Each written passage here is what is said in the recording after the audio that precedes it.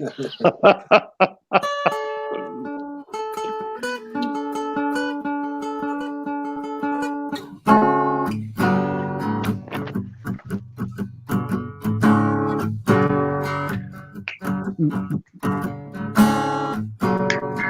Wrestle Kingdom time, live this Saturday morning. James, Zeus, and Pedro will talk all about the OKADAMANIA. It's this week and lots of other stuff that's happening, cause it's time for Mark Albania. Yeah, I'm digging that. Woo! Okada wants to rule the world. Oh, exactly. I was just about to sing it, dude. Okada wants to rule the world. I didn't think of that. That would have been good. Hola, amigos, and welcome to the Mark Albania. Okada, baby, wants to rule the world. Okada, yeah, Howard. Kazuchika Okada wants to rule the world. How's everyone doing? We are good. We've got James the Extreme Sorno. How are you? I am doing good, my friend. Welcome to 2022, boys. It's good to be back. I'm ready to rock and roll. Let's do this. Oh, what? Oh.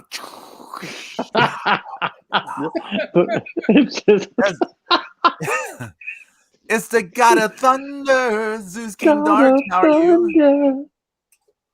What is up?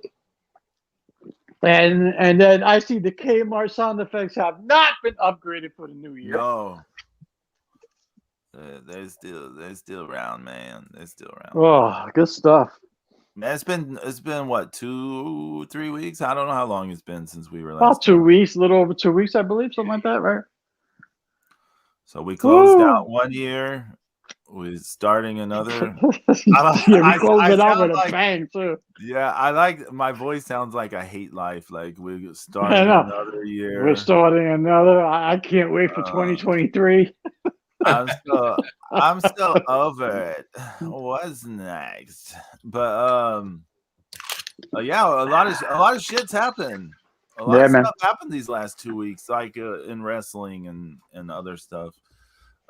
Yeah, we've got one of those bot things in the in the chat. Yeah, Zeus and I did a little experiment recently, and I learned how to block people in the chat. I did not know I had this power, but why don't you just let Zeus suplex them? It'd be easier.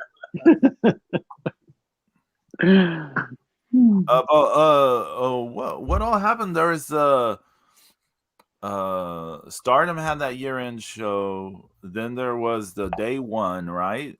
Then there was Wrestle Kingdom, New Year's Evil, the AEW Kaka, and all that stuff. And then there's an Impact pay-per-view tonight. I think there's a Ring of Honor title match on the Impact pay-per-view. Really? So there's like lots of shit going on. Yeah. It actually looked kind of interesting, to be honest. I was like,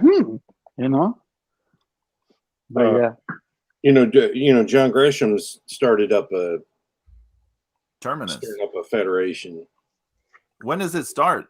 It's sometime in January, right? Yeah, it's sometime in January, and I believe that the main event for the first show, it's in Atlanta, is supposed to be him versus Bandito. Really? For the undisputed Ring of Honor World Title. Are we going to be able to watch this thing, or what? I haven't seen. Let me look up impressions. Because that sounds kind of interesting. I will try to address the thing y'all told me about. Does he have a TV deal yet, or is it going on YouTube or something like that? I don't think so. Oh, speaking of TV deals, So guess who's coming back to Access TV? New Japan, baby. Yeah, that's great for for people who are they have Access TV and they don't want to spend I'm sorry, Zeus. Oh, but I mean, it's a good deal. I'm glad. I think it was definitely better, beforehand. Yeah. Just for fans in general to be able to watch it, because fans that watched it, would get frustrated by seeing stuff that was, not absolutely current. So, Oh yeah, they were notorious for showing like the same, like an hour per show each week. So they would show like the G1, we showing over a 4-week period. Right. Yeah. Yeah. So, yeah, it's called Terminus. It's the 16th in Atlanta, and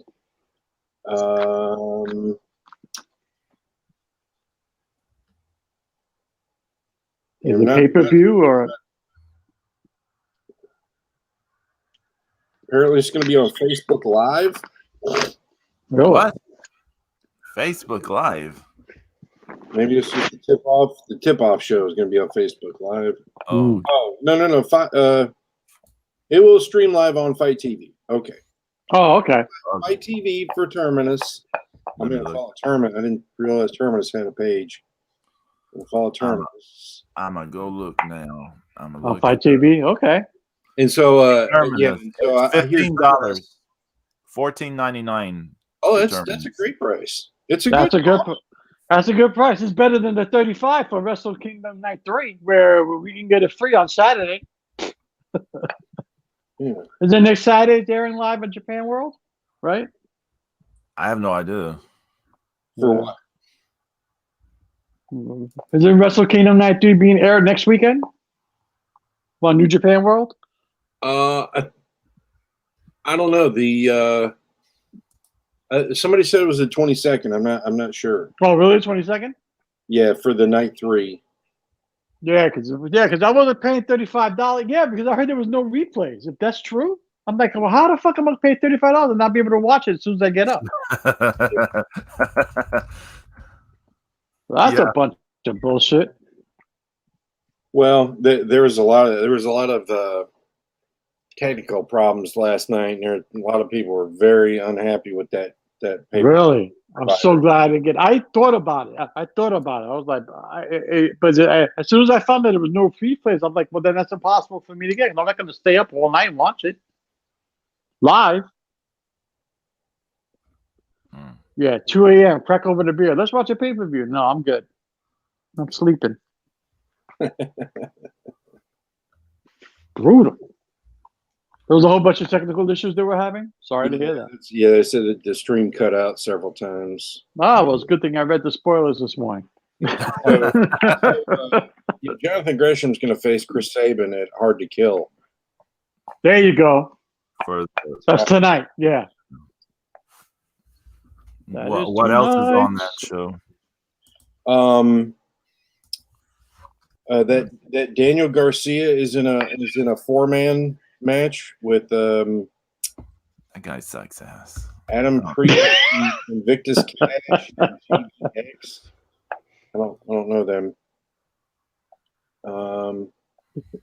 Is Moose fighting Matt Cardona? And he's fighting Matt Cardona and and Kaz, right? Yeah, and Kaz, yeah. Yeah, the triple threat, right? And then I don't know if you guys saw this, but so Joey Janela posted pictures of him and Chelsea Green, like having a Ric Flair, Miss Elizabeth type of rendezvous in the backyard at Cardona House. And yeah, and so Janela said, so apparently Janela sent the photographs to Cardona, and he's flipping out, and Chelsea Green saying it's photoshopped, and it's pretty fucking obvious it's not. And then they're trying to play it off like, oh well, this was months ago, Matt. Y'all weren't even married. And I'm like, why is there a fucking ring on her left finger? And Somebody needs to. They're just recreating that angle. Yeah. Yeah. I think somebody needs to just bitch slap Joey Janela already. I'm so tired of him. Yeah. So he's garbage. He's garbage. As an in-ring performer, he's garbage. I'm not saying. Yeah, I'm not talking about personally. I'm just saying. No. It's never personal. He's always in-ring. He's garbage. Yeah. It's like the traveling whore. She's literally a traveling whore. So nothing personal. Hey, well, and now there's a host championship for people to chase. Yeah, the whole championship. Yeah, that is I don't get that belt. I did watch the match. It wasn't bad. What? It was all right. No, you got to watch it for what it was. You knew it wasn't going to be good because Jade isn't all that. She's just something to look at. James, I don't know the clip. I only saw clips of it, and the clips I saw were horrifyingly. There was some bad shit in that match. It was disgusting, but it was it was. I wanted to see how they treated the new champion and stuff like that, and so I watched it. I was like, oh. We don't have to address the whole Big Swole situation, but I think that whole deal put kind of a spotlight on that specific match. Yeah, absolutely. There's no way they were ever going to live up to the spotlight that was being placed on it with the people involved. No. Did you see any of the Thunder Rosa Jade Cargill match from the semifinals? No, I didn't see it. Yeah, I did. Okay, so it has come out. They rehearsed that match for like a week, and it was still as bad as it was. Well, look who you're talking about, Pedro. Jade is something to look at. She's got her in-ring. They rehearsed it for a week. Lots left to be desired, man. Oh man, they're brutal in that ring. I know. Well, I'll say this about Jade Cargill real fast. She may be terrible as a performer in the ring, but the look is so good. Yeah. I would protect her too in the booking, because you're like, well, she's gonna be something, right? I mean, that's what you assume. Like she would be something worth, money wise, but who knows? They're trying to Lex Luger her, that's all. She's got the look. She's very limited in ring capability, and they got to protect her somehow. I wouldn't have put a title on her. I would have just kept her squashing. Well, you know why they did that. And it goes back to the Big Swole situation. But right. That's a whole other story. But it's kind of like the Zeus. Do you remember when we talked about the Nyla Rose Botchlander pay-per-view title match? Yeah. And I had said then that it wasn't so much against them, but against management for putting them in that position, on pay-per-view with the title, with both of them being as bad as they are in the ring, and it's like you put them in that position to fail, basically. I mean, maybe that's not the intention, but I don't know what results you're expecting, right? Right. No, neither one of them was a veteran. Neither one of them was a ring general, and it was a couple of that. Nyla probably prevented a couple of really bad injuries that night. She did. I mean, that 1 foot on that turnbuckle, that superplex. I mean, that could have been, that could have been hugely bad. Well, instead of talking about bad wrestling, how about we talk about some good wrestling? How about we talking about the king, the new king of wrestling, the king that rules, Kazuchika Okada, baby. Okay? He is the man. And yes, Zeus, I agree with you. We are marking out on OKADAMANIA, okay? Yeah, because he not only did because there's been a lot of people who's been shitting on Okada for the past couple of years, no names, all right? And he was hurt, he was injured, he went through it, he took some time off, he couldn't throw a drop kick, he was hitting the ankles. I was even ripping over that stupid money clip, but you know what? He came back, he beat Shingo. It was a decent match. It was not one of his best matches, you know. All of us seen better Okada matches, but it was a good match. It was a decent match, but he had a really good match the next night. Okay, he just, I mean, him and Will Ospreay put on his show. Okay, Yeah, and yes, to our chagrin, he had to put over the Transformer belt. Okay, yeah, he did it, and that is he did a great job with that. Mm-hmm. Pedro, I don't know if you saw, but he brought the talking about after the Shingo match. Yeah, I saw all that. Yeah. So he paid homage to the original belt. Yeah.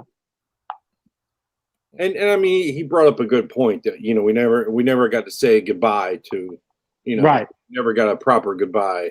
Mm-hmm. So, and on top of that, he was talking shit to Ospreay. He called him a fake champion. He said, "Walk away, fake champion." That was awesome. Okada showing some balls finally. You know? Yeah. Well, James, I just want to point out, for months this past year, I was saying that Okada should have been given the title. And I'm not an Okada fan. And I was saying the right decision was they shouldn't have put it at on Shingo. They should have put it on Okada. Yeah. Well, I didn't have a problem with Shingo as champ. I thought he was a viable champion. I mean, I didn't have a problem with it, but the right move was to put it on Okada. I agree. Yeah, I like you give it to Shingo, you build up to that. You don't like to at that moment after Ibushi and then Ospreay, and then what happens with Ospreay is like you need someone who can keep the thing stable, right? Like with short, power, like drawing power and stuff. You put it on Okada. Like it seemed the obvious choice. But I know New Japan's like, we do everything delayed. Like, yeah. Well, Ospreay got hurt and shit. I totally agree with you that they should have built up. Fucking Shingo had the whole crowd behind them. It could have been Shingo Mania the whole nine. I get that, and in the perfect world, it should have been like that, But I thought, all in all, even though Wrestle Kingdom was kind of underwhelming, I thought it had some pretty good moments in it, you got to take into account the pandemic, only half of the Tokyo Dome was filled. All the fans couldn't really speak, because they're not allowed to. So it was very subdued. It was very underwhelming, but it had its moments, man. And, there was a few people who shined, Yeah. Even Tanahashi's knees held up. I was like, okay, all right, look, here come the Muda knees. And lo and behold, he's fucking jumping off ladders. That match was nuts. That really was. Poor Kenta, he got fucked up. I was just watching that going, it was like half cringy, half amazing, Yeah, that's the perfect way to describe it. It was half cringy, half amazing. You're right. But when Kenta fell off that ladder, man. Oh man, that was tough. I didn't even realize how bad that was until they rolled him over and he was bleeding out of his nose. Yeah. Did you see when I know y'all saw this, but when Tanahashi did the splash, like putting him through the table, like blood just shot out onto the table? It just shot out to the table. Yeah, I was like, oh. In those samurai films when they slash someone and blood like splats on the wall? Yeah. That's what it was like. Do you guys remember that the Great Muta versus Great Kabuki match from a while back? Oh, yeah. Yes. Yeah. I mean, that's old school right there. That's bleeding like a water fountain. Yeah, that's the match where Kabuki, he does a thing where he's flexing his diaphragm and he makes the blood actually spurt, like go shoot a distance. Yeah, he looked like what's his name from Monty Python when he was in European Vacation. Oh shit.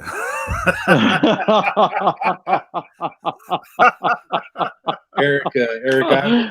Eric Idle, yeah. Oh my god. When he was brutal. Brutal. Yeah. Oh my god. I thought Tanahashi was starring in a Quentin Tarantino movie. I said, look at all this blood squirting everywhere. I'm like, this is kind of hot, you know? Yeah. But yeah. But you know, really messed up. Like, you know, bruised hip, broken nose. Cheek. Yeah, they got fucked up. He had to pull out for night 3, right? He pulled out for night 3. Yeah. He's out for a little while. Yeah. But, you know, I thought, again, you know, it was an underwhelming Wrestle Kingdom. You know, it was due to a lot of circumstances. I get it. So, you know. No Jay White. No Jay White at all. No Jay White. No Finn Juice. No Finn Juice because they're busy fucking jerking each other off in Impact. So that was brutal. Okay. Wait. What are they doing on? Nothing, man. How did this gimmick change? No. They're doing circle jerks in Impact. No, you know, it was like wrestling is really gone downhill. You know, so it's there was no Finn Juice, there was no fucking Gorillas of Destiny, there was no Jay White. You know, there was, you know, and you know, I'm sorry, but I know you're setting up the angle, but I was shocked when Desperado tapped out to Nasawato. I was like, what? That was really weird on day 2. After beating Hiromu. Yeah, I'm like, wait a minute, hold up, time out. You beat Hiromu, but yeah, you tap out to Wato? I'm like, what's going on here? You know? It's like we're witnessing the Wato push. Yeah, that's that. Yeah. Well, you know, they showed him making the gesture for the belt too. You noticed? You know, the camera pulled back and they made sure they showed the gesture. You know, I was like, here we go. We're setting it up. Yeah. Well, he's, you know. No, but Despy looked hot and all white. Zeus, you got to draw that. Oh yeah, that shit. He came up with the white and gold. That shit. The white and gold stuff was just amazing. I know. I like James and I are both like, Zeus, you got that's the first thing that pops the maximum. Yeah, that's the first thing that pops in my head. Do the most difficult thing possible. Do the most impossible thing ever. Well, fuck, he's got a new iPad. You know, fuck it, he's got a new iMac. Fucking let him do it on that. You know. Yeah. So that shit. I was like. Hey, Zeus, I'm not going to lie, man. That's the first thing that popped in my head. I said, Zeus has got to draw that shit. I said, that shit looks hard as hell, but he's got to draw that. That's the first thing I thought, too. I was like, you know, I was like thinking to myself, I'm like, oh, man, what's he going to, you know, is he going to come out in white tonight, white and black, or, you know, and that white and gold, I was just blown away. Yeah, he looked hot, man. I was like, oh, look at that. If you go back in our Twitter chat, you like when I was watching the entrance, I like commented before I saw the match. I commented, that Zeus needs to draw this. Yeah. You know, even the starter match on night 2, I thought it was fine. It was good. You know, it was fine. It was fun fast food thing. That's exactly what you want. This is advertising the deal. Exactly, Pedro. That's exactly what you want on Wrestle Kingdom, because you're not tuning in to Wrestle Kingdom to watch a 20-minute Stardom Spectacular, or you're tuning in to Wrestle Kingdom to see 5 minutes, 10 minutes of fucking Stardom. All you do is having them do a little cheese, and you know what? Everybody's going, I got to peep that out. That's exactly what they did, and you know what? It was perfect for it. That's it. All I say is, if you watch that finish again, it's Kamatani. Saya Kamatani was lucky to get that last rotation, and she almost doesn't get it. I've said this. I have said this multiple times on our show. She always does these high spots, and she always is on the edge of disaster. It was like it was almost an oops moment. Yeah. Mm-hmm. Yeah, But you know, people keep praising her for doing them, but I'm like, she's always like, sometimes she doesn't hit them at all, and I'm just like, I why give do I props. want her to do this? I She give doesn't props have to this Starlight Kid and Pedro's girl, Mayu Iwatani, because you know they did it up. So She's you Yeah, know, I mean, you know, it could have been a 100 different matches from Stardom yeah, on that card, but you know, I was glad it was it was actually on the pay-per-view, and you know, yeah, it was right smack in the middle of it too, which is kind of cool. You know, so you know, it's good that that's coming along, and then you know, we'll just keep hoping for good things for the whole Bushi Road and whatever's going on the Stardom TV yeah, deal and everything. So exactly. Yeah, good point. But I think we have to address something here as well. what's that? Yoshihashi. Yeah. First of all, Dangerous Tech is losing the belts to Yoshihashi to Roki Goto. I'm like, wait a minute, what? Even I'm going, wait a minute, what? I'm like, wait a minute, what the fuck is this? I go back to last year. What did I say last year about this whole card in regards to the tag team titles? What? I don't remember. Come on, Peter. I got some time as well. Okay, Zack Sabre Jr. put Naito out of action in the first day of the G1. Right, that's right. Yeah. The booking is like academic, like what you do. You have Naito and Sonata challenge for the tag team titles at the Tokyo Dome. Yeah. This way, it's easier on Naito because we all know his mobility is like Tanahashi. It's like going down. Yeah. And you pay off that whole deal, right? You pay off the incident that happened. And they didn't do that. We ended up with Yoshihashi AEWing shit at the Tokyo Dome. And it was a super kick party.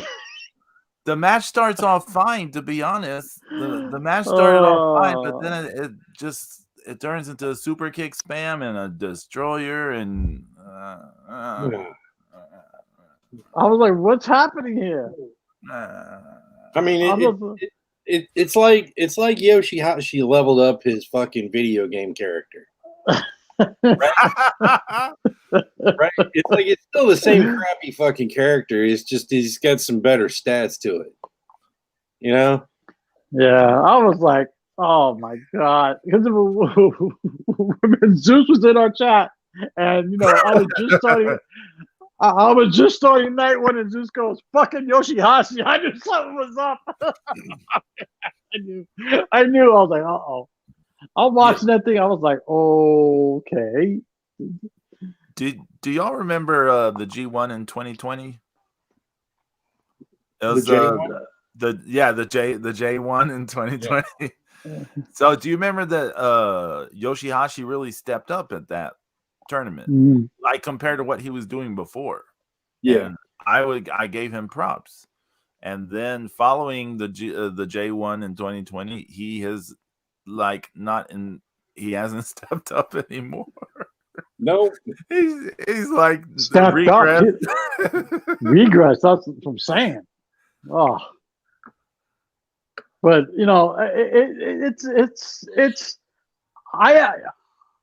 Pedro, I'm completely with you on this. They had a built-in story. Well, the whole thing with Naito and Sonata, it was built in right there for it was built right there. Hey, and it said you got Naito going after Okada now, so it's like, wait, what? You know? And they had those two teams they traded the title before the G1 last year, right? Right. Yes. Titles, and there's a whole thing between Taichi and Sonata about the flexing the pecs. You have all these tie-ins that can play into the whole deal, and touchy being touchy. You know, I mean, like I enjoyed the Naito Cobb match, but I was still like, why are we seeing this instead of payoff to Naito Zack Sabre Jr.? It's your WrestleMania. Like, why aren't you paying? Right, exactly. It's going to be funny to watch fucking Touchy and Gumby without the straps. I'm like, wait a minute, what? I'm still bugging out on that. Like, what, Yoshihashi? Wait a minute. I understand you want to make a holy shit moment, but there are better ways of doing it, you know? Hey, I feel bad for Jeff Cobb, by the way. Like, he's amazing. Like, athletically and stuff. He's awesome. Like, I mean, he's amazing. I mean, and he's fucking Matanza. Come on. No one like really ever puts him over on the big stage. I'm like, when is he gonna get like that? But I mean, you gotta. I mean, you know, in the history of you know wrestling in Japan, I mean, it's kind of par for the course. Yeah, you know, to have. I mean, really, let's, you know, if you think about it, like really, Vader was the guy that broke that mold. That's true.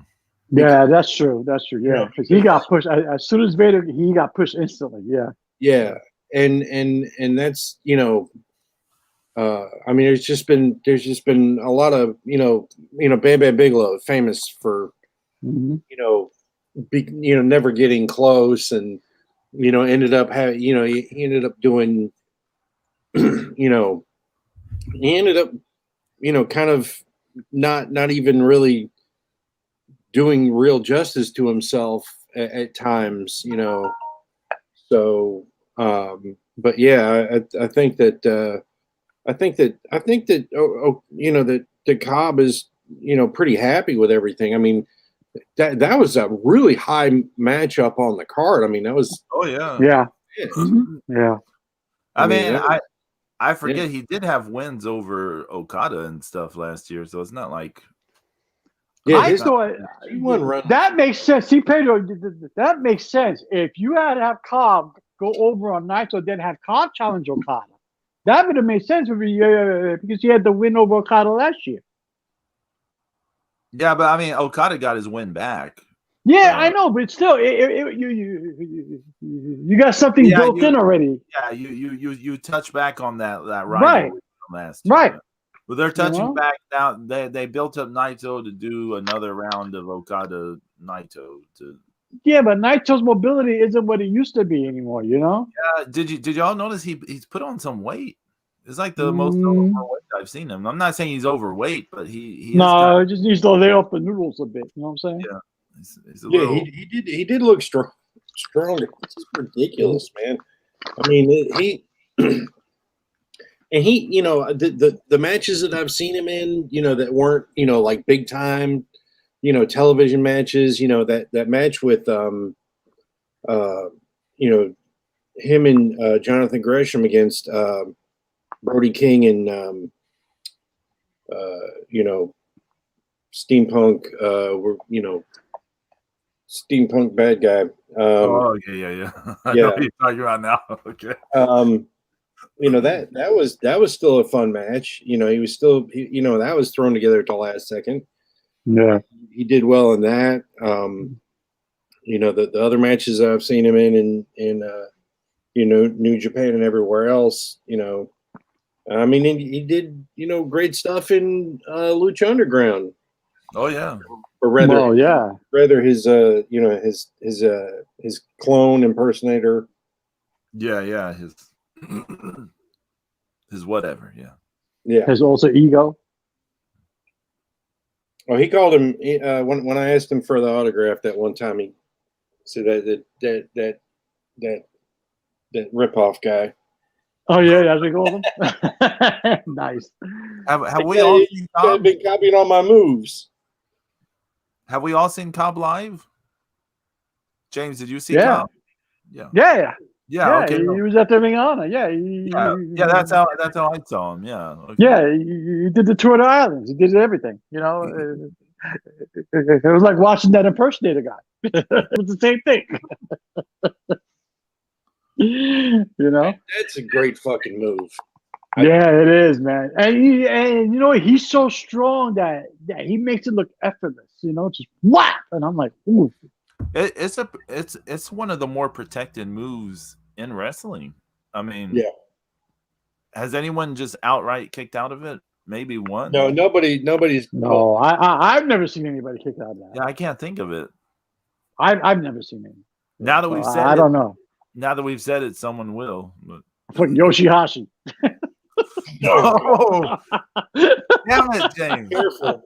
I'll have to send the fucking, we'll have to send the Lotus Triad after. Remember January 8th, the day James cursed Jeff Cobb. Oh, man. Imagine? Oh. Brutal. I'm trying to remember what I saw of night one. Well, I saw Shibata. I saw the Shibata match. Yeah, that was actually good. That was actually good. Man, he kicked Narita right in the face. Yeah, that was a bit harsh, man. That was like easy. Jesus, he's trying to put you over. I keep hearing people are claiming that it was a shoot that he called off the rules they were supposed to have and had it be regular match. But I find that hard to believe. I don't think that's true. They never said that this was going to be an exhibition match like it was with Zack Sabre Jr. They called it a return. Period. It had special rules to it, Zeus. They announced special rules. Yeah, they did announce it. Yeah. Oh, they did. Okay. Yeah. It was like it was supposed to be pure mat. Right. It was supposed to be pure mat wrestling. Yeah. Okay. Well, then it was definitely there was definitely just an angle there. Yeah, because I got thrown out the window like the first 2 minutes of the match. I was like, oh, okay. Yeah. I was very, very happy to. It was good to see him back. He wasn't taking crazy bumps and no.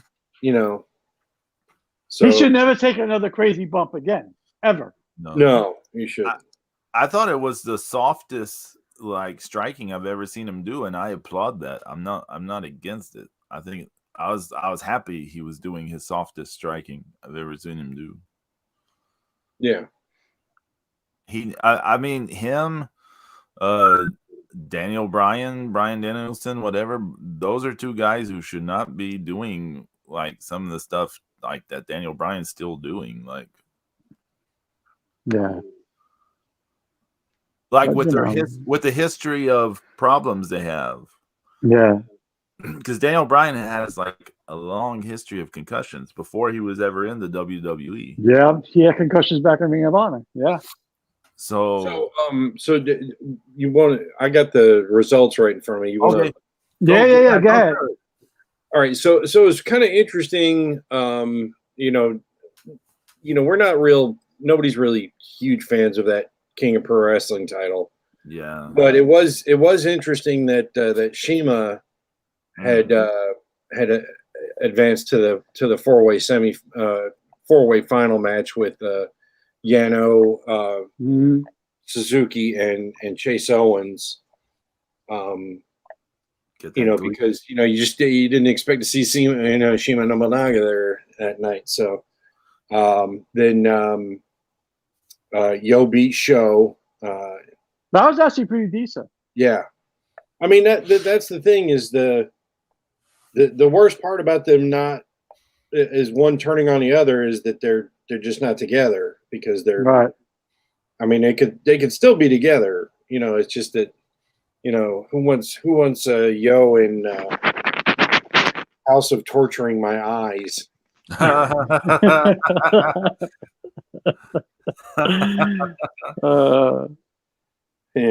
They really should. I mean, that should just be a separate, complete stable than Bullet. I agree. But be that as it may. Speaking of Bullet Club, then it was Kenta, Ishimori, and Phantasmo beat Tanahashi and the Mega Coaches. Yeah. By disqualification of all things. And then we had United Empire, Ospreay, Okan, and Jeff Cobb lost to Los Ingobernables, Naito's, Sonata, and Bushi. Then, of course, we talked about, Shibata beat Ren Narita. And they're calling Ren Narita like next gen or something, right? Mm. Because he's there. It seems like he might be being groomed to be a Shibata type. Oh, okay. Well, he did look good in that match. I mean, he did look good, you know. So apparently, and that has a lot to do with the training. Apparently, he's doing really well there with Shibata, and so and then another. Oh Jesus Christ! I'm so glad to skip most of this. Evil Ishii. Oh, yeah, I was not happy with that match at all. Oh, you know, I didn't know what happened because I didn't watch it. It was not good. So, Evil beat Ishii for the title. Yes. Yeah, he beat it for the never open weight. Yeah. Man. Yeah, the match itself was See, now it's an evil match. I mean, it's not going to be good.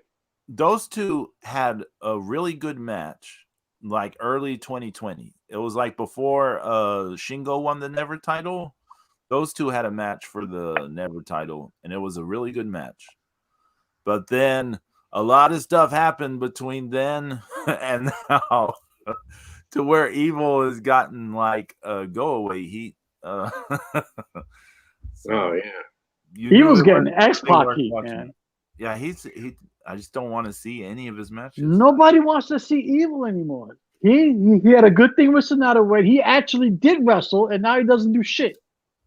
Yeah, and that was the thing too. Is I mean, it's a lot of the. I think it's a lot of the persona. I mean that the cool Evil is part of LIJ carried so much better with the fans. Yeah.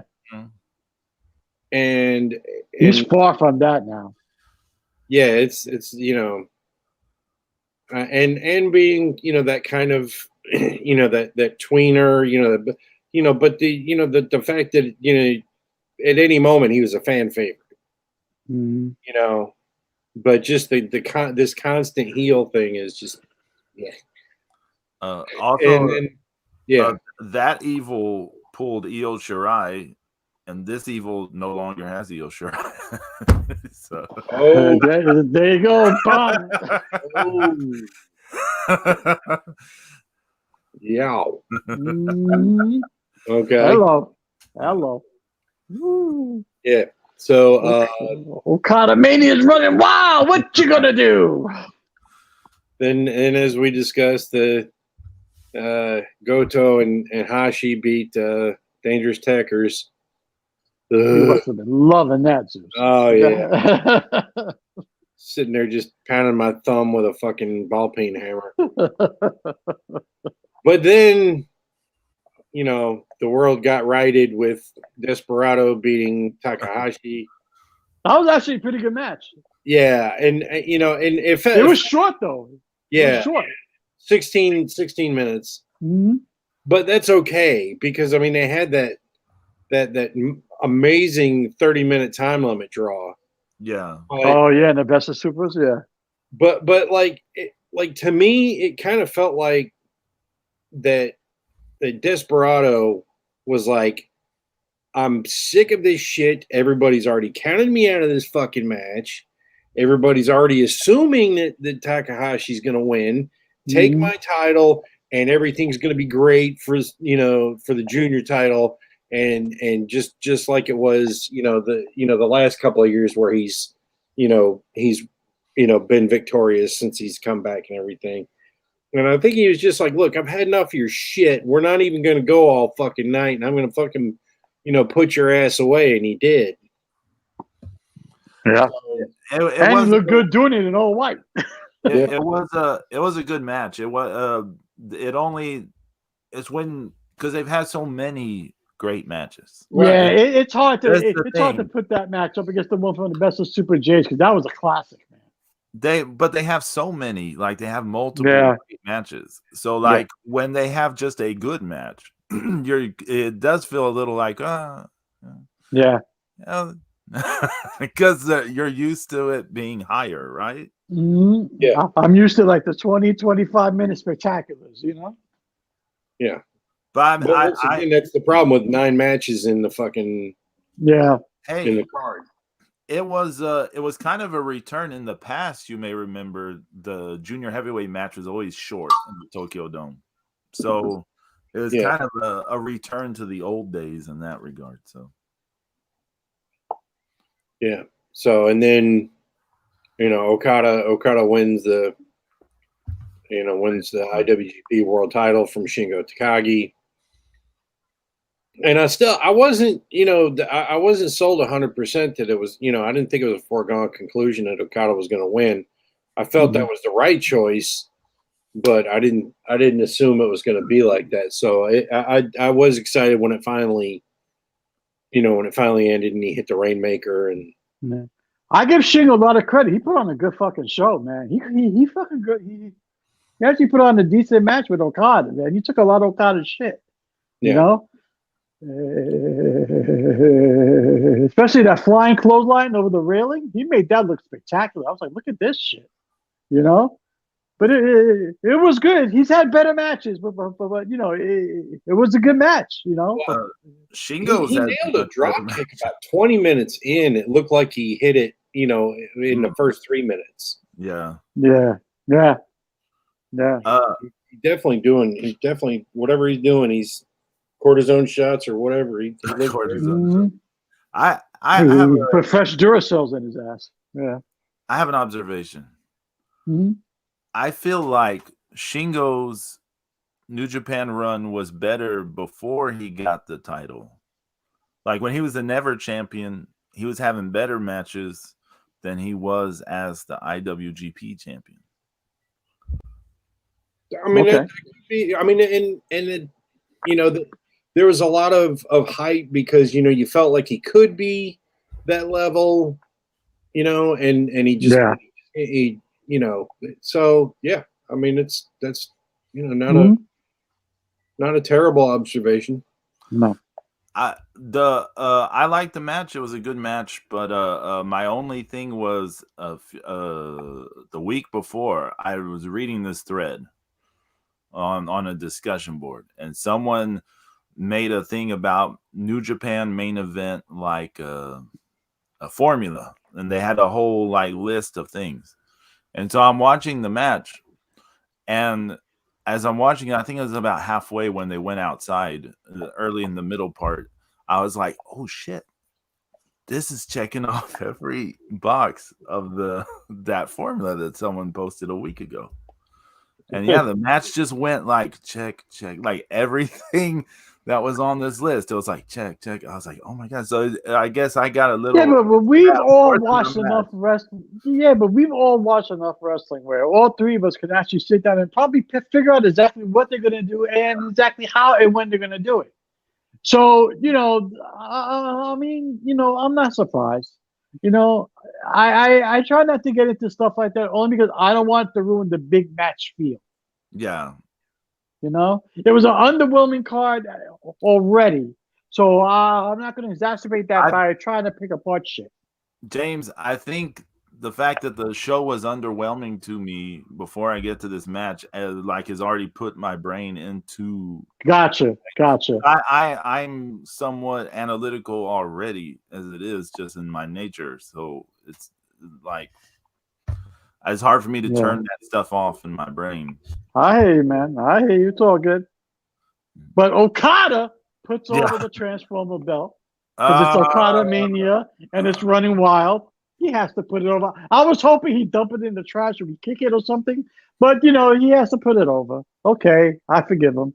He should have transformed it into the other belt. That would have been hot, right? Look. But it's all good, And then Ospreay comes out at the end of night one, and he calls Ospreay fake champion, tells him to walk away. That was hot. Show him some balls. Yeah. So I was digging that. It was a good match. But they both had better matches. But as you alluded to, Zeus, he hit a drop kick in like halfway in the match where it looked like it was crisp and pristine, like he was doing it in the first 2 minutes of the match. Yeah, he was hitting them. It was. I mean, that was just like he are you talking about the one where he hit him off the turnbuckle? Because that was pretty. Yeah.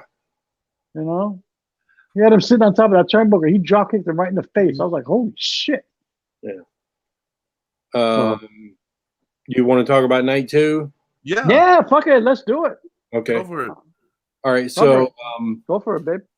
So, Yuji Nagata, Makabe, and Hanma start off the night, and they beat Bad Luck Fale, Gato, and Jado in a 6-man.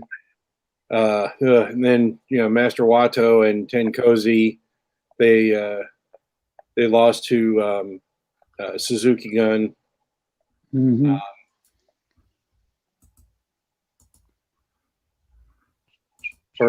No, that's No. That's not correct. No, that was the other way around. Yeah, because Wato pinned Despy. Right, I was going to say he pinned Despy. Yeah, fix your shit. Then Los Ingobernables, they beat Shingo, Bushi, and Hiromu beat Taichi, Zack Sabre Jr., and Doki. Then they had IWGP Junior Tag Team match. Did they? Robbie Eagles and Tiger Mask, the champions. They retained. Yeah. All you had to say was Robbie Eagles, and I'm out. Yeah. What's really funny is, Phantasmo and Ishimori were in the match too, and they had the, Phantasmo's had this loaded boot for a year. Yeah. That was actually funny how they did that. Yeah. Yeah. Well, in the post match, Robbie Eagles still had his boot. He still had Phantasmo's boot. And he drank a beer out of this man's dirty fucking boot. Oh, he opened the beer, poured it in the boot, and drank it out of the boot. He didn't gimmick the boot? Please tell me he gimmicked the boot. He had to. There's no way he's It looked like his dirty fucking boot. Oh, man. Okay, let me officially say then that Robbie Eagle is nasty. Right? Yeah. And they finally pulled out the metal piece out of the boot. It was kind of funny how they did that. Yeah. It was cool. But he drank a beer out of fucking a Phantasmo too, of all people. Yeah. Yeah, really. I mean, the scummiest looking dude in the entire roster. Exactly. Right? Oh. How many diseases does Robbie Eagles now have? He's got the deadly diseases. I'm sure he's a biohazard. That man's a walking Omicron. Like neon green. He's an environmental menace. He won't even be allowed back into Australia. James, you said he's walking Omicron. The Australian officials at the airport when Robbie Eagles landed. Sorry, mate, you're gonna have to go back because they ain't letting him in. Hell no. You're gonna kill off all the wallabies if you come in here breathing your dirty air after drinking. That man is nasty looking too. No. Oh. Yeah. And Robbie Eagles gonna drink a beer out of that too. That's nasty. Yeah. So then we had Tam and Saya versus Mayu and Starlight Kid. I enjoyed that. Like I said, that was fun little match. Mm-hmm. Then Suzuki defeats Owen, Shima Nobunaga, and Toru Yano to win the provisional KOPW. I thought Shima had the balls to go head to head with fucking Suzuki. Was he crazy? He beat you.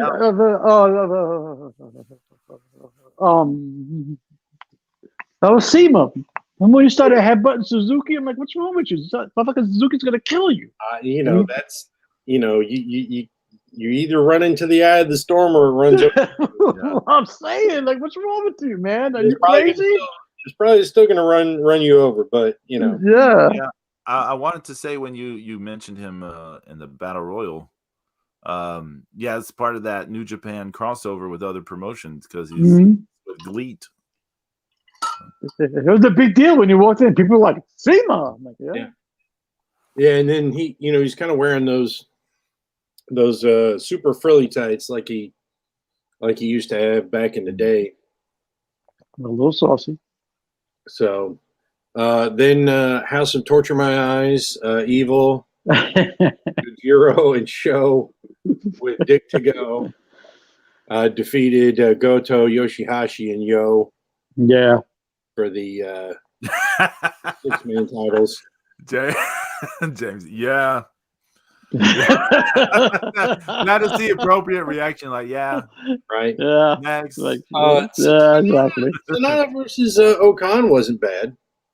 No, it wasn't. No, it wasn't bad at all. I actually kind of enjoyed that match. You know, he was putting some shit on Okan. I was like, okay, all right. It proves it just proves your point over and over that Sonata did hold that team together. And I tell you that his face mask that he wore to the ring, it was very, I felt like it was very Great Muta inspired once again. It's very similar to that wooden mask that Muta would wear occasionally. Yeah. At the end of his WCW run. And, as we talked about, Naito and Jeff Cobb had a nice match. That was nice. It was good. Naito only hit him with one Destino. Yeah. I thought it was going to take like. Abruptly. Yeah, I thought he was going to hit him with it like 4 times because it's Cobb, I'm like, yeah. Come on, you got to hit him at least 3 or 4 times with it. Well, and also Naito usually hits a gazillion of them before it puts someone down anyways. So. Yeah. Then Tanahashi defeated Kenta by pinfall in that crazy ass no DQ match. I'm surprised. I'm so surprised his knees held together. Fucking Muta tape. That's what I'm gonna start calling his knees. It's taped up with Muta tape. I was really. I mean, what Tanahashi did in that match was very not Tanahashi. Nope. Right. But you know what? It to me it felt like, okay, Kenta, you fucking asshole. You wanted this shit. You're never gonna ask, and probably nobody will probably ever ask Tanahashi for a no DQ match ever again. Yeah. Because they don't want to end up. That was brutal. Put on the shelf by Tanahashi. You know why I kept laughing every time I think of this match? Okay, because you know how the Wrestle Kingdom's got that long ramp all the way to the ring? Yeah. Right? Did you see Tanahashi walking to the ring on that ramp? He was struggling. Okay? Struggling to get to that ring because he was like wobbling. His knees were giving out. But the minute that bell rang, all of a sudden he's diving off ladders. He's kicking Kenta in the face. He's fucking coming off the top rope. I'm like, look at this fucker. That adrenaline starts pumping. Either that or he had cortisone in his tights and he whacked right in his knee right before the match. When the match was over, I was kind of laughing that like when it started, Tanahashi hit like the weakest kendo shots ever, like on Kenta, and then at the end, Kenta has like a broken face and all this shit. Yeah. Somebody said something, and then somebody pissed off Tanahashi. Like there's some escalation between those weak. It was like somebody said something. It's either that or a certain Pedro. It's either that or a certain super famous individual fucking texted Ace. Oh yeah, in the middle of the match. Yeah, say, hey, what the fuck are you doing? Hit this guy. That would have been hilarious. He looked at his cell phone. Oh, my friend. Oh, my friend, the God of Thunder. I have to be honest. I wasn't crazy for the match. I'm not trying to be a wet blanket or anything like that. I wasn't really crazy for it. It was just a lot of setting up stunts. Yeah, it was. Doing stunt spots. There's so much time wasted on setting up spots. I was kind of like, I just but the novelty of that match is watching Tanahashi do it. Yeah, I mean there's spectacular moments. Like there were moments I was like, holy, I was but I was didn't also have a great flow. Yeah, I mean that was. You remember my complaint about the Julia Natsuko Tora match? It was just like all this set, like it was mostly just setting up stuff and then going through doing these stunt things. Yeah. So it just doesn't. Yeah, it doesn't like flow. It's just all this like, but it was kind of funny. Kenta took like nearly 3 or 5 minutes to set up that ladder. So Yeah. he's to the point he was making. He was cracking jokes. He's Yeah, cracking he was jokes cracking and the crowd jokes. is laughing. Yeah. So you see Red Shoes laughing with him? Did you see Red Shoes? Yeah. He's like, yeah, whatever, man. He's cracking I mean, jokes. It was kind of funny that you have this lighthearted, just ridiculously long setup of this thing, and then it ends in such like horrifying. I'm telling you, they don't make nothing easy in New Japan, do they? The fucking that fucking ladder took like an hour and a half to be put together. That fucking table was stiff as fuck. They don't do anything easy in New Japan, do they? No.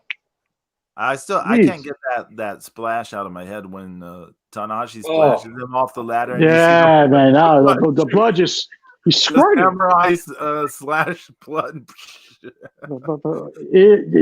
was like Kenta squirted. Whack! All this blood came out of him. It was like, what is going on, man? Yeah, but that fall by Kenta. Oh man, that was tough. You know? Yeah, that was not. He didn't. And that's one thing. Everything was off. The landing, everything. It just didn't. Nothing hit right. I was like, ouch.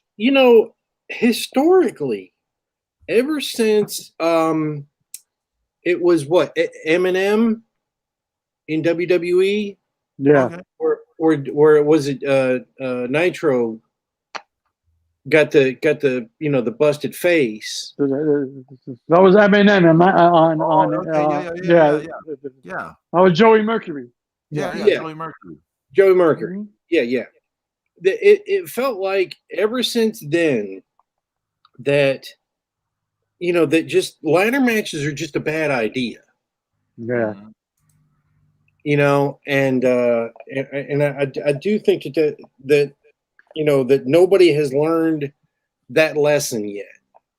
I mean, he was just, smashed his face. I mean, thank God he's still, I mean, it could have mangled him forever. I mean, and I mean, it's just one of the most, horrific looking injuries. And then, they when they rolled Kenta over after, that was the doctor came into the ring right away as soon as the pinfall was over. I mean, he was like, touching that nose,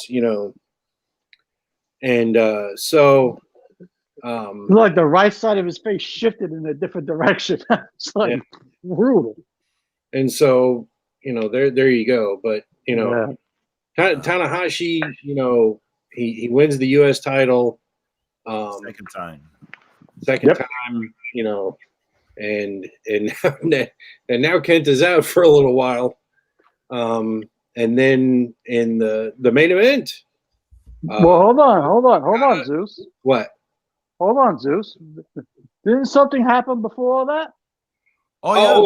Yeah. There was So it felt like an intermission. But then they start, you start hearing the Europe Final Countdown remix. I'm like, wow, that's kind of weird. I'm like, I don't remember this mix of this song, Yeah. But then they did, some other shit, and then then Great Muda's, Keiji Muto music from the early '90s, cranks up, and I'm like, I stood up out of my chair, and Zeus was marking out hard. Yeah. What? And then they show him leading the entire roster of Noah. That was hot. Noah to the ring. He's in front with this face, and he's got a little swagger in that step. You notice that? Yeah. Bad knees and all. He must have took like 19,000 painkillers. He was walking like he owned the place. Yeah. He walked into the Tokyo Dome like, this is mine. Beat it. And Yeah, I mean, he just come back in returning like he owns the place. I'm on 9 Vicodins. You don't hear me. Yeah. I mean, and like that Muda that Muda Takada match was one of those big near sellout crowds. Well, this was the first appearance in Wrestle Kingdom since what? Wrestle Kingdom, what? 8, 9? No, 7, 8, something like that. I don't know actual numbers. He in 2009 he had those matches with Tanahashi, right, for the title. Yeah.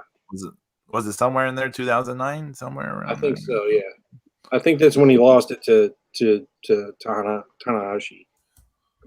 So yeah, it's got to be Wrestle Kingdom 9 then, 8 then, right? Something like that, some shit like that. I'll look it up. Yeah. But you know what I like the most, Zeus, is when he stood in the middle of the ring. Everybody stood around him. Yeah. Okay, and the 2 idiots stand on the side. They talked on the mic, and Muda didn't have to say a goddamn word. He just had this look on his face like, "What? I'm here. What?" Yeah. And I'm going, "Oh shit!" Muda ain't saying nothing. He's just staring into the crowd like, "Yeah, it's me." Yeah, he let the other guys, he let the other guys speak. And then Shingo comes out. I'm like, really? Come on, man, don't do this. I was like, come on, you can't. Don't, if you're gonna jump in the ring, you better not touch Muda. Don't do it. Don't do it. Yeah, it was an incredible moment. And then with the Noah guys like, hey, we're here to help you. We're here to help you. Look at all these empty seats. You need us to rescue you. Yeah. And you gotta respect the balls of those guys. He was like, this is so. What did he say? Something to the effect of the great New Japan is supposed to be the standard, right? Something like that. It's supposed to be the standard. It's supposed to be the top. It's supposed to be the best. But it's not. Here we are. We've actually come here to rescue you. It's you have to show respect to Noah. Some shit. I was like, okay. I had my Google Translate on because I wanted to hear word for word what was being said. Oh, okay. Yeah. So it was just, I thought that was an awesome moment. Now you can get to the great OKADAMANIA. Heck, I'm sorry. The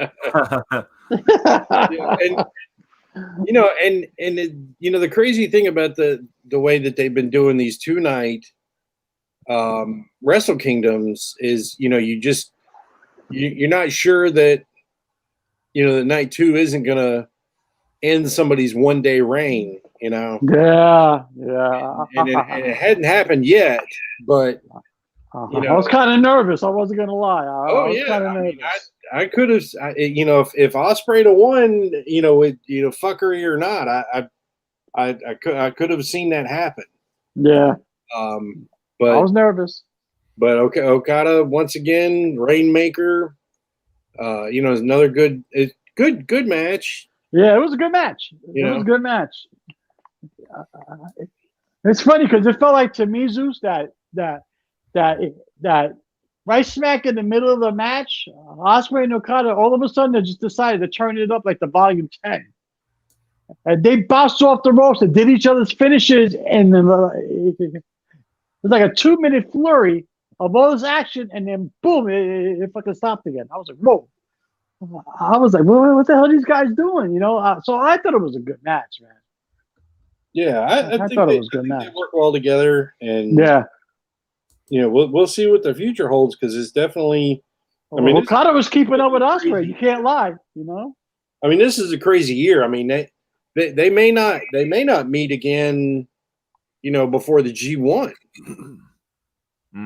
Who knows what this year is going to hold because they said they're going to be working with all Japan and everybody else. Yeah, Japan and I think they said DDT already, and Yeah. and maybe others. So I thought it was a good match. yeah, I thought it was a good match. I thought it was. I thought both guys did their thing. I'm surprised Okada kept up move for move with Ospreay, especially after going 30 minutes with Shingo the night before, because like his eye was a little puffy from the night before still. yeah. And Did you guys know? Did you all hear about the Okada's robe and everything? yeah, that was hot, yeah. man. He had the whole They had history of the the IWGP. history. Yeah, I thought that was really cool, and that he was cool. came out, and we didn't we talk about that it's like wondering about the the kind of the how this might play out with the Inoki, and he did get to address. Yeah, the towel. Yeah. But I mean, but they had that little video interview with Inoki, Mm-hmm. And they did honor him in the in the intro. Yep. And so I thought that was really good. I'm glad that because there is no New Japan Pro Wrestling without Antonio Inoki. Oh, absolutely, totally agree, 100%. Good and bad, everything. Yeah. For over 2 decades, he was the man, in charge of it all, and it was, I need to find this, but there is a great series of articles someone wrote about the end of the JWA or whatever, the Japanese Wrestling Association, and the rise of New Japan and All Japan Pro Wrestling.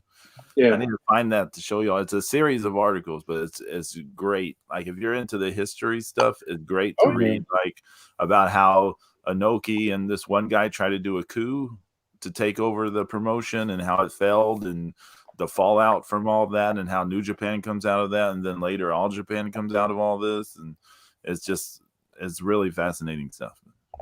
That sounds good. Yeah, and it'll be interesting to see how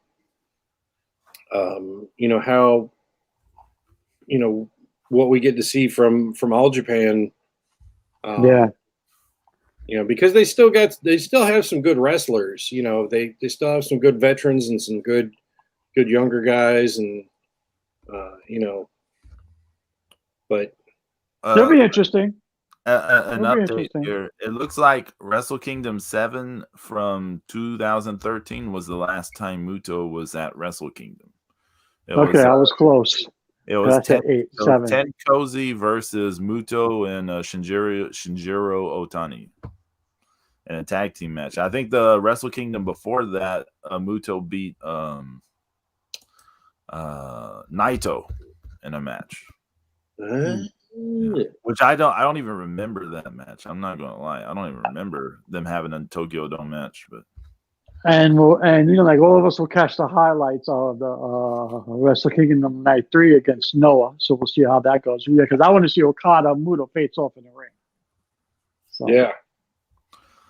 I have not seen the Okada Ospreay match yet.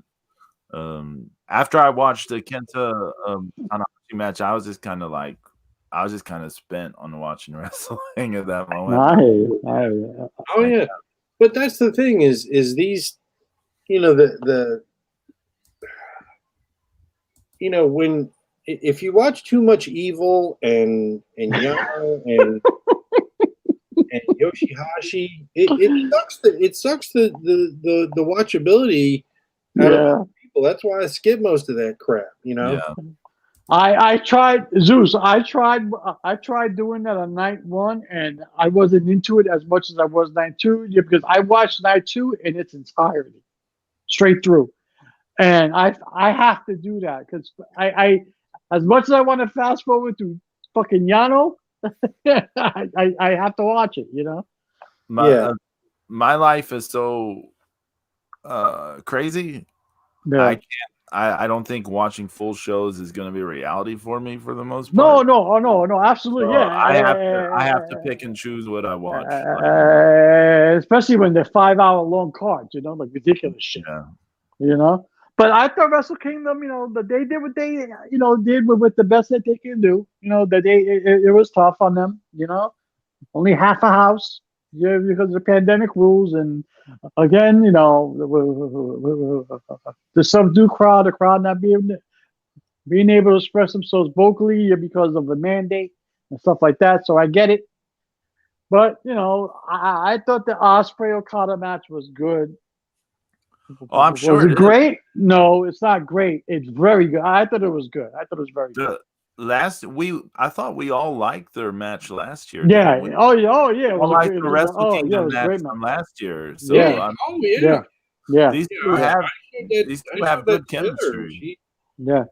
She loved that match. So it was good. Okada reigns supreme. He's the fucking man. That's it.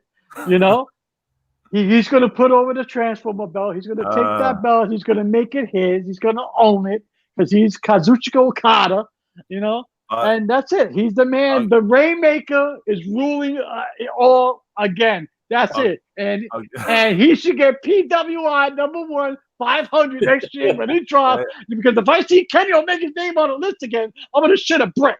No, it's not going to happen. James, I want you to celebrate Okada's moment for. I am celebrating because I want you to celebrate it, but I'm going to throw this out there. No matter what, that belt is a piece of ugly shit. It is. All of us. I can't stand that belt, but he's got to put it over, Pedro. He has to put it over. He has to. You know it. I know it. Zeus knows it. He's got to put it over. No, I'm just glad nobody's made a mini Transformer belt for the junior title. So. Yeah, don't be surprised. That might be coming soon. Yeah, now. You know what's going to happen now. I'm going to keep celebrating Okada because so many people shitted on him during this show last year. Okay? So I'm going to enjoy this moment. Thank you very much. Again, I point out to you, James, multiple times on this show, I said they should have put the title on Okada. No. I agree, but I was hearing all these names. Last Kuchika Okada because he's lazy. Okaka, Okaka. You're confusing. A whole bunch of other people. You're confusing 2020 with 2021. Well, it don't run together. Yeah, it don't run together because people are giving me shit for a long time. What couldn't drop. What were some of the nicknames you came up with? More shit than you did. I know, but Zeus, what were some of the nicknames we came up with for Okada? Oh, you guys were shitting all over Okada. There were some good ones. I can't remember them though. I like Zeus. What did you say, Zeus? The lazy one. I forgot. Yeah, the Lezuchika Okada. That shit was funny. And then Angie calling him Okaka. Oh yeah, Okaka. Yeah. So it was good stuff, but I'm gonna enjoy this victory if you don't mind, fellas. I'm gonna soak it all in. Victory lap. Take the lap. Hey, I hope he holds it for a long time. He needs another long reign. Not super long. Thing, Not super long. No, he did his thing. And then, there were some other wrestling shows on, NXT's fucking New Year's Evil. Hey, that was. Before we get into that, or am I on? I don't know. You're on. Oh, okay. I wasn't sure. I just wanted to touch on some Stardom things, just so to close up Japan before we get out of Japan. Yeah. I wanted to touch not so much on the year-end show because the all the results there were like very predictable, expected results. But they had a show. Oh, we lost James. James James back. I was like, James, screw this. No, I'm here. They had a show on YouTube. I'm just trying on Okada's road facade. My bad. Yeah. Was it this week, Zeus, or last week? They had a show on YouTube. I don't remember. And yeah, they had some show on YouTube, whenever it was. It was either this week or last week. They had this angle going on for a while where these people were showing up with these Momo masks. Do y'all know what Momo is? It's this someone made this weird art piece, and people will like do these memes with it because it looks so freaky. It's a thing you see online sometimes, but they have these people attacking, various women in Stardom wearing these masks. No one knew who they were. There was rumors about who it was likely to be. One of those rumors turned out to be true. The other one was a total surprise.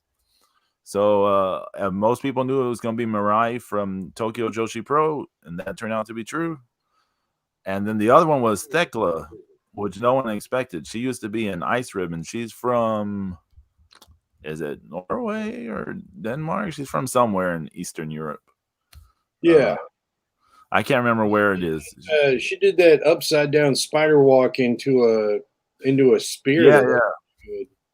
So the thing I was gonna say about her was like the problem with her in the past is great grappling skills, has a lot of personality, but like she's not a ring general, right? She's not really great at putting together matches. So she wasn't really in Ice Ribbon and stuff. There wasn't really people to make great matches, or because some people have the tools, right? But they don't have the thing where they can just create great matches, right? But you put her in Stardom, and suddenly it's like with these women who are so good, and they can just be like, oh, just input your stuff here, and suddenly it pops, right? So she's gonna be like a big game changer thing, in my opinion, for them, because I think a lot of people are gonna just be like, whoa, blown away by seeing her in that context. Yeah. And the other thing was Lady C.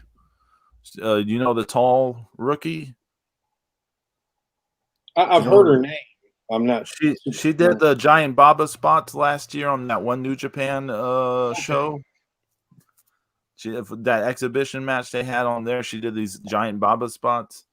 So for a whole year, they've been teasing, well, what stable is she going to go with? And the tease was always either Cosmic Angels or DDM.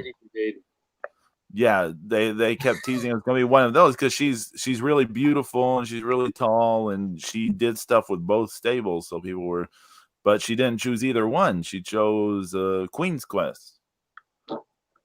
Oh, which I guess there is a whole thing at the end of the year. Momo Watanabe turned on Queen's Quest to join Oedo. So yeah, but yeah, I just wanted to wrap that. I mean, because that left them with less people. Yeah, so yeah, but I just wanted to wrap that stuff up, just to Okay, good. Okay. No one cares, I know, but I just want to throw that. Hey, Okada cares. He's the IWGP World Heavyweight Champion. It's okay. So tell us about NXT. Oh, yeah. NXT New Year's Evil. I'm going to make this short and sweet. It was good. And I say good because NXT 2.0 sucks. So NXT New Year's Evil was good. Carmelo Hayes and fucking Roderick Strong opened the show, and they put on a clinic. Fucking Carmelo Hayes is so good. So good. He's a star in the making. I hope WWE don't fuck him up with bad booking. But he won. Now they combine the Cruiserweight Champion and the North American Championship. It's a combined championship now.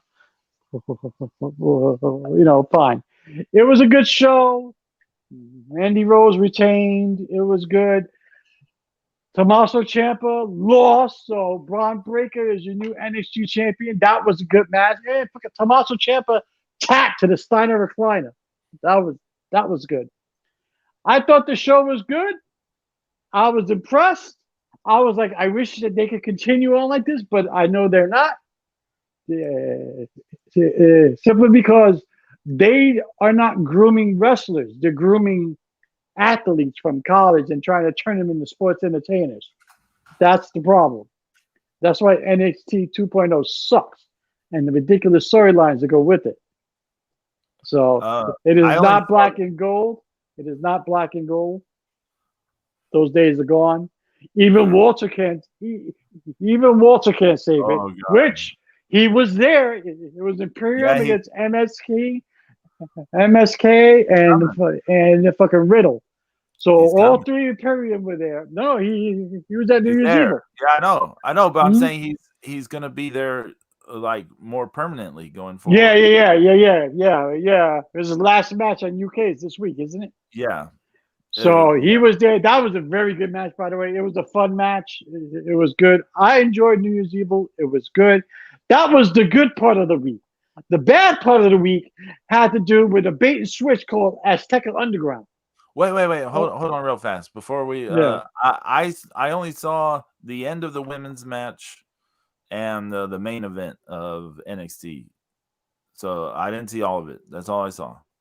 Okay, that's fine. You have to watch the first match. You have to watch. It sounds like it was good. It was very good. Braun Breaker continues to he's just impressive to watch. He just does these spectacular things. He's amazing. He's good, man, and he's so athletic and so agile. You know how I felt about like Jeff Cobb and Bianca Belair, that like when you see them do some of the stuff they do, you're just like, it's incredible, right? Yeah. Like, athletically, they're just like, they're almost, I don't want to use the word freak like as a negative way, but they are almost freakish, like the athletic things that they seem to do. Freaks of nature. Yeah. The things they can do in the ring. Yeah. Braun Breaker is like this weird, like freak of nature. I know he's a freak of nature, but Steiners were that way too. It's just like you're just like. Well, it's funny that you mentioned the Steiners because actually Rick Steiner, after the show went off the air, he celebrated with Braun Breaker in the ring. So that was a cool moment for the live crowd. Yeah. Did you see the thing about Braun's boots? No, what? He wore his dad's boots. Oh, I didn't know that. Yeah, there's a post on Instagram where they focus on it. Like, oh, that's cool. Look at that. He wore his dad's like wrestling boots in that match. Awesome. Rick came out to the ring after the show was over too. Yeah. That's what James was talking about. Yeah, that clip is circulating. Yeah. That's awesome. What about before the match, James, when he destroys the old NXT logo? Yeah. And then they fire everyone. Then they fire everyone. We'll break the logo and fire Regal and Road Dogg and everybody into their mother. Yeah, all gone, fired. Yeah, because of, like I said, that they're grooming athletes now. They're no longer looking for indie wrestlers. So all they're doing is they're all scouring college campuses for these athletes who they think can transform into sports entertainers, because they don't want wrestlers anymore. They want to mold their own, shape their own into what they believe is the future of wrestling, and what they believe, mind you, Vince. Fucking Vince is ruining this whole shit. He needs to die. Just go. No one needs to die, James. I'm always gonna counter that. People do not just need to die so other people get what they want. That's then he needs to get a severe case of Alzheimer's. So forget that he owns the WWE. James, it's not gonna matter because Stephanie will take over and she will continue to run it exactly like Vince. So it's horrible. It's not gonna happen in your lifetime. I know. WWF you want in your lifetime. I know. I know. Wishful thinking, Zeus. Wishful thinking. I have a question for both of you. Yeah. So Braun Breaker has looked amazing against all these veteran people, right? He's had Ciampa lead him through 2 matches. He had Gargano lead him through that other match. Okay, what happens when it's just him versus the other like athletes? Yeah. Exactly. It will either expose him or show the world how good he is. There's no in between. He will either get exposed, because you have nobody to lead him in matches anymore. He won't have a Gargano or a Ciampa, like you said, Pedro. So if he's got to wrestle fucking Andre Chase, guess what? Well, hey, don't forget his debut was against Eli Drake. Where's Eli Drake been? Has he? I don't know. He's disappeared, right? I don't know. Poof, gone. Who knows? HDF. Yeah. Well, no, he's still there. He's still there. Me said he's been kind of absent in key things. So because now they're focusing on Electra Lopez. So, Man. I believe HGF needed a little time to heal up some nagging injuries, so maybe that works for him. You know, so hey, he's a good guy to throw at Braun. He's a veteran guy worker still there. He's a good guy to throw it his way to be like, hey, another guy. You know, this will either expose Braun or we'll show the world how good he is. Like I said, so you know, I just don't, you know, NXT. If NXT 2.0 is going to succeed, they're going to need a viable star. And I'm not talking about AJ Styles coming from Raw once a week to say hello. No. They're going to need a viable champion. Braun Breaker can be that guy. Yeah. They got to keep him down there. Do not bring him up. Do not ruin him. Let him lead your 2.0. If you truly believe in this 2.0 bullshit, then let him lead it. Let him be the face of it. And feed him quality opponents and make it good, make it right. You know, that's what they're going to have to do. You know, so we'll see what happens. Okay, James, tell us about or lead us through the bad. Well, that was the good. That was the good. The bad was this bait and switch bullshit. Now, all of us have been waiting for Azteca Underground to fucking make a worldwide premiere. You know. And, you know, fine. None of us are expecting Lucha Underground. Far from it. Yes, all of us know that. And yes, I was hyped up for Azteca Underground. I just wanted to see Dario Cueto again because he's the fucking man. Okay? So, you know, MLW has been doing these little things where, you know, they're dropping hits and, you know, they have El Jefe and they're doing this, they're doing that. And I should have known it when, you know, here comes Matanza. We're like, oh, it's going to start. And he takes off the mask. I'm like, oh. That should have been a prelude to what's to come. But I figured, okay, how bad can they mess this up? Yeah. So I tuned in for the world premiere of MLW Azteca, where all of a sudden it's no longer Azteca Underground. It disappeared. Okay? It's just Azteca. And instead of getting, you know, because I read that they were filming for stuff in Boyle, in like actual Boyle Heights. And they were doing filming in Boyle Heights for vignettes and stuff like that. So I'm thinking that they're going to try to recreate a little bit. I know they're not going to have the same magic, but it'll be fun to see how they do it. So I don't know what happened. I don't know who pissed who off. I don't know. I don't know if somebody ran off with the piggy bank. I don't know if somebody pulled the plug. But instead of getting Lucha Underground 2 or Azteca Underground, we got a bait and switch for Crash fucking Mexican pay-per-view in Tijuana. So it opens up where, you know how Lucha Underground actually used to open up and used to go to Dario Cueto's office? Well, this is Dario Cueto's office now. They didn't even try hard. It's a fucking hotel room. They show the hotel sign on the door by accident. And it's you see Katrina like not even, you want to talk about phoning it in. That's the worst acting I've seen since Santa Shark. That shit was brutal. Okay? You want to talk about phoning it in. Fucking Santa Jaws had better acting. This was harsh.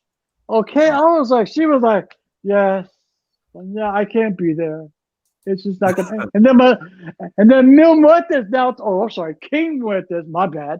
Now talks and he's like, "Yes, I will go there and smash everyone for you." Like, how robotic can you be? It's a fucking cheesy hotel room, and they can even spring for a suite. It's like a fucking Nakano Lodge on. It is like a twin size bed in the background, and the window is like small. It's horrible. The in-ring action absolutely is garbage. Okay, the fight it was a wannabe spot fest. It was horrible. Psycho Clown looked like shit. Okay, that match was atrocious. Fucking Dario Cueto wasn't even there. Okay, it was just trash. It was horrible. The main event sucked. The commentating was garbage. It was just nothing. It was the worst I've ever seen. I was so disappointed. I don't know if this was originally the thing that was supposed to be shown. Mhm. Again, because the pandemic and shit happens and everything. So I'm gonna give them a 1 week pass. I'm going to watch next Thursday. And if it is the same shit, I'm never gonna watch this MLW again, ever. Because I was so disappointed. Zeus, did you watch it? No, I haven't seen it yet. Okay, I watched from the start till I watched through the segment with Dario Mortes and Katrina in the hotel room. And that's when I was like I tapped out or whatever, like with there, because everything was just so bad. But yeah, it's really bad. James, like I told you the pre-show, I think like we all said our expectations were low. Right. But then the way we've all been reacting to it, I think our expectations actually were really high.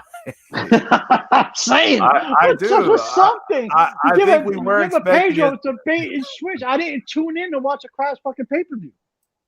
Well, I mean, this is, because it's a month-old Mexican.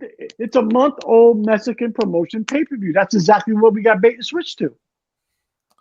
That's what you're gonna. I didn't tune in for that. I tuned in to see original Azteca Underground bullshit programming. If you gave me that and it failed miserably, I would say, you know what, they tried, they sucked, move on. But they didn't. But I didn't get that. But none of us did. I don't think we're getting it. So then what's the point of bringing in Matanza and Katrina and Muertes?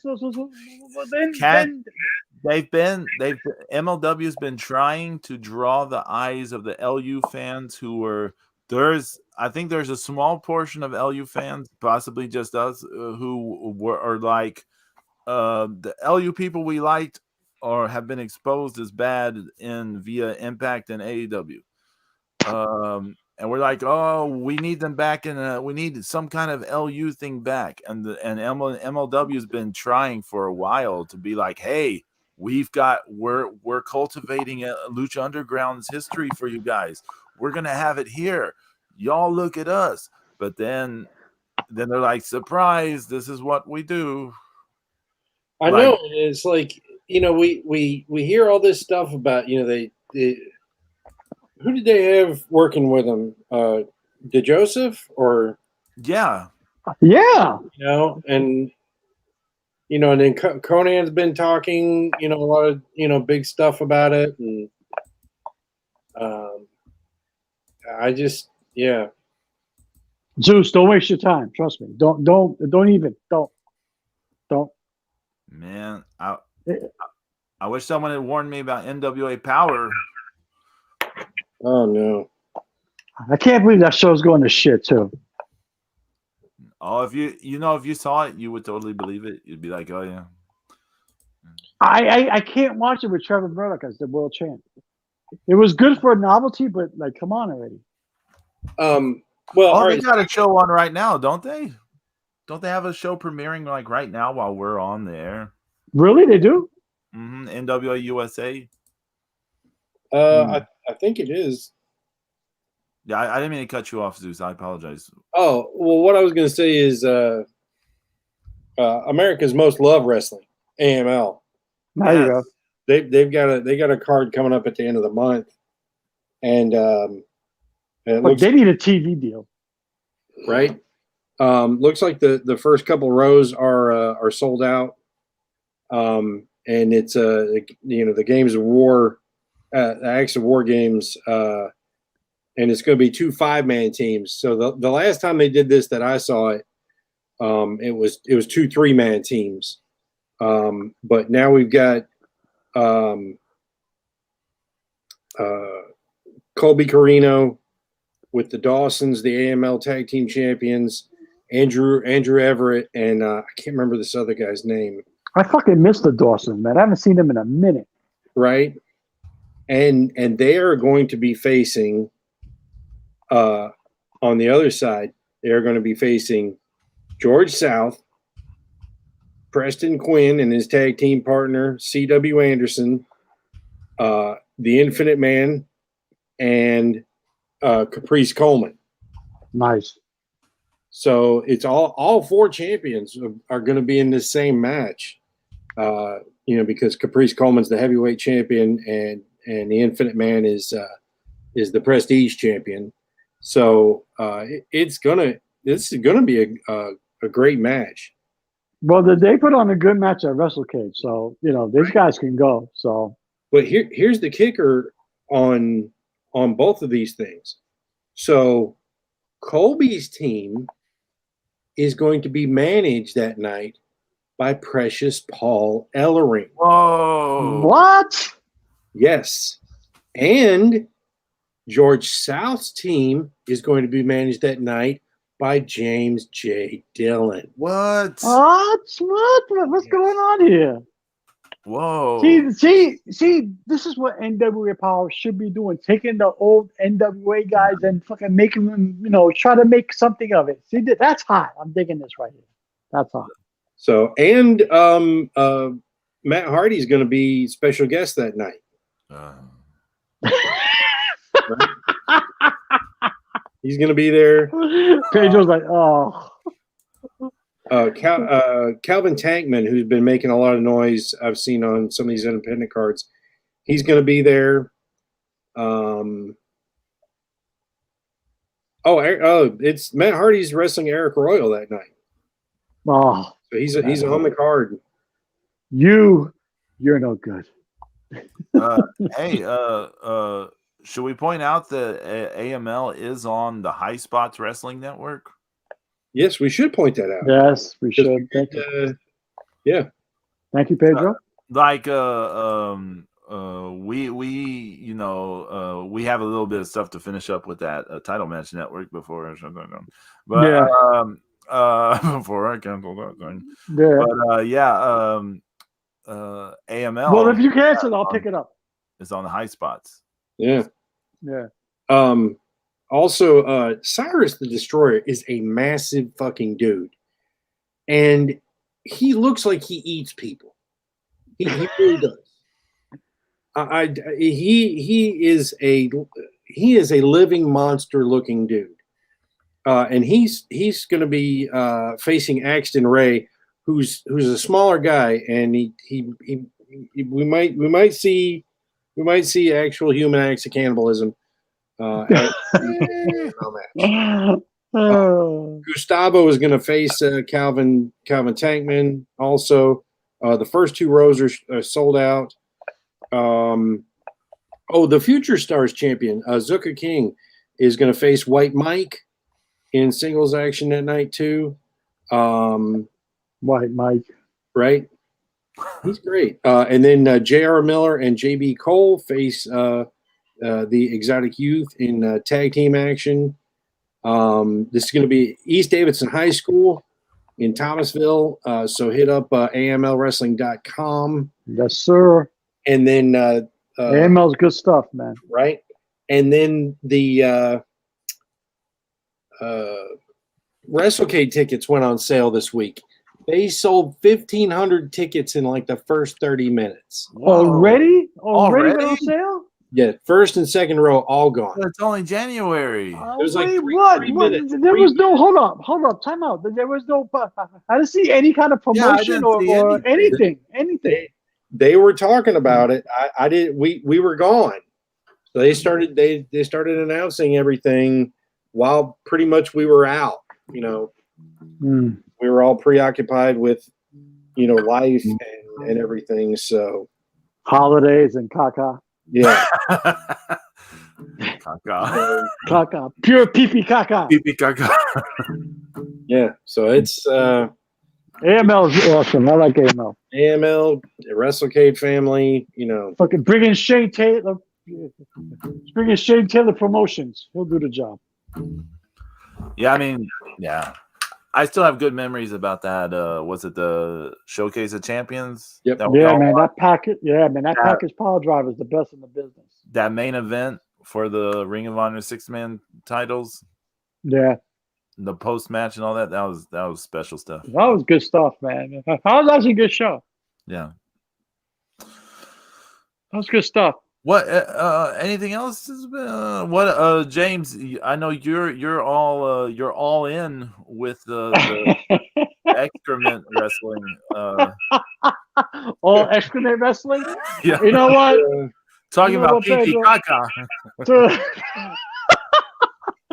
You know what, man? Listen, I'm going to Revolution. I'm going to the pay-per-view, the first AEW pay-per-view of the year. I will be there. We got floor seats. I cannot go and not be involved in the storylines here because I gotta know exactly what I'm getting myself into, and I gotta know what I'm talking about. So this way, I can I can I can talk shit to the AEW cultists because I'm going there, New Japan down, and I'm gonna talk shit. It's gonna be It's gonna be a Ring of Honor show all over again because I'm gonna be. I'm gonna take extra hard pills. I'm gonna be ready to go. But yeah, I've been watching the AEW. It is what it is. It is what it is. As a matter of fact, because next week I'll be down in Delray Beach getting a quick exhale from all the pure pee-pee caca that's been up here, that I'm going to try to get the AEW correspondent on the show with us next week, Lord Lux, so he can give you his opinion, and then you guys can go at it. Oh, boy. Yeah, he's been I have to buy him a celebratory Modelo because he's just been newly crowned the believer because he watched Lucha Underground. He just binged all 4 seasons, and now he's having lucha withdrawals. He's like a crackhead on 112th Street. Okay, so AEW is what it is. What it is. It's I can't get too serious into it because otherwise I'll pick it apart. Because I booked the whole show the other day because I was watching Dynamite and I booked the whole entire show. And I was like, oh my God. So it is what it is. Botches and stuff like that. But, I have fun watching because I got to get into it. I'm going to a pay-per-view. And if I'm going to sit there for 4 hours or 5 hours or however long it is, I got to know what's going on. Yeah. You're being hopeful with 4 hours. I know. It's gonna be more like 5-6 hours. No, come on, Pedro. No. 75 hours. 75 hours. I'm gonna this year. I'm just not going to watch. I'm just not going to watch because my standards are what my standards are. And it is just not going to meet standards, and it's going to piss me off, and I'm just not going to watch it. Yeah, but the thing is, I've trained myself to watch AEW and not hold it to my standards. I trained myself to watch AEW and particularly for what it is. But if I watch it for what it is, I'm watching, I'll be asking myself, why am I watching, outright garbage? Why am I, wasting my time watching, just dumpster fire garbage? A lot of it is dumpster fire. I agree, but, hey. Am I watching it just to see, bad funny stuff? Is there even bad funny, or is it just all bad cringe stuff? That's where I hate to see Phoenix get hurt because he got hurt this week on Dynamite. That was bad. And then Jake Atlas got hurt. Thank God he was wrestling Adam Cole because Adam Cole finished the match real quick after Atlas got hurt. It's just sad to see these people get hurt in that ring. And the AEW is a dumpster fire. It is, but I gotta say, Pedro, I become a fan of Lambert. Of who? Oh, the fucking Lambert. That man tells it like it is. He calls Tony Khan, man. He said AEW is garbage. He said that Brandy Rhodes is nothing but a fucking whore. He says that he says that Cody Rhodes. He says if my best friend is the producer of the company, I'll be getting title shots too. He's like everybody sucks up to Tony Khan, but I don't. I love Lambert. James, do y'all remember 2020? Bean and I were watching all the MLW up to when they stopped the stuff because they ran out of footage and stuff during the pandemic. When everything was locked down, Bean and I were binge watching it on the what was that website, the Watch Together. Yeah. And so I told you all about that guy then Yeah, that's right. You did. Because he was great on there, like as part of Team Filthy with Lawler and stuff. Yeah. He was great in his role there. So yeah, Dan Lambert is great at that role. He was the shit that comes out of his mouth, Pedro. It's like a boss talking about AEW. He says the same thing. Hey, he says the in-ring work is bad. He said people fuck up. I love him. I love him. Hey James, I have a question for you. Yeah. So we both liked the Danielson Page match, the 1 hour draw. How was the rematch? You can be honest. I haven't seen it. I'm not going to see it. So okay, all right. Honestly, it didn't touch the first match. It had its moments. They both got busted open. They both did color. It had its moments. It was good. It wasn't as good as the first match. Not even no. But it was, it held your attention. Right. So, it held your attention. Do you remember? It wasn't bad. Do you remember the conversation we had on Wednesday about AEW? Remember, I said I thought about watching it, but I said the first match was so good it can only go down. Yeah, so it's not the first match, Pedro. How are you going to do that? Are you going to keep up? Yeah, so I was like, I don't want to. The first match was so good. I was like, I'm not going to. It's a quality match, but it's nowhere near that first match. Yeah. So that's why I didn't. I was tempted a little bit. It wouldn't have mattered because stuff came up Wednesday night. I didn't get to watch anything anyways, but But I'll tell you this. I'm gonna tell you this. I don't know if WWE will let Bryan Danielson do the shit that he's doing now in AEW. I don't know if that's a good thing or a bad thing, but there's no way WWE is letting Daniel Bryan do the shit that he's doing now. No way. If it's shots to the head, then it's a no. It's not shot to the head, but he's just wrestling a little more stiffer. He's picked up the pace. It looks like Daniel Bryan from Ring of Honor, but at an older age. I don't know like all the Daniel Bryan stuff I've seen in AEW, he's still doing all the stuff he did in WWE. But WWE,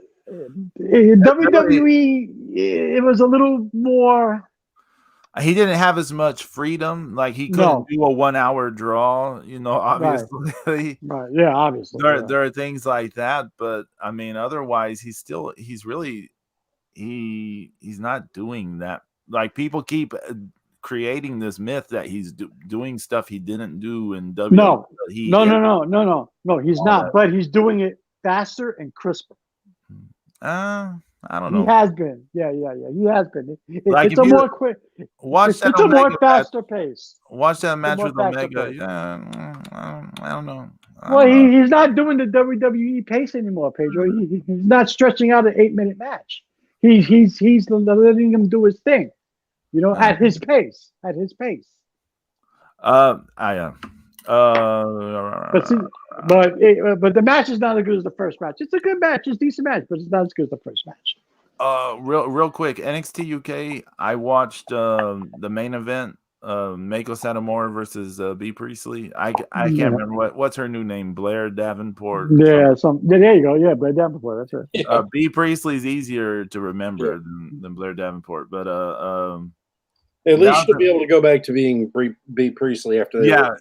Yeah, pretty soon, probably. Yeah, but I was expecting B. I guess I'm gonna have to spoil this. I apologize, but I know y'all probably won't watch it, so it doesn't matter. It was a good match. I thought B Priestley was gonna win the title, but she did not.